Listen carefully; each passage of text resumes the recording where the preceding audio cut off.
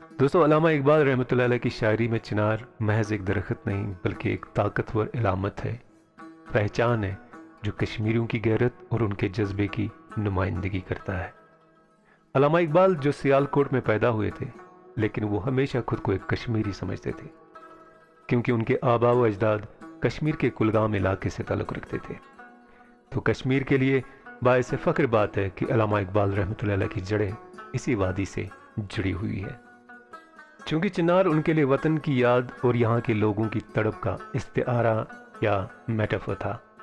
1921 में उन्होंने कश्मीर का दौरा किया और यहाँ के कुदरती हुस्न जैसे झील डल और चिनार को अपने नज़मों, ख़ास तौर पर साकीनामा और जावेदनामा में बड़े मौसर अंदाज में बयान किया है।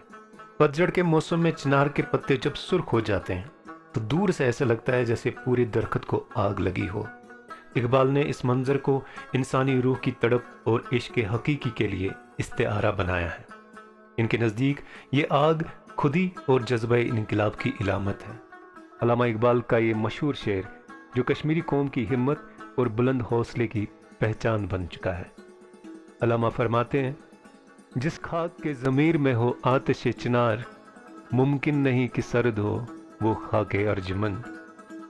यानी जिस मिट्टी, जिस कौम की फितरत में चिनार जैसी गर्मी और तपिश मौजूद हो, वो अजीम मिट्टी, वो अजीम कौम कभी भी सर्द या मुर्दा नहीं हो सकती।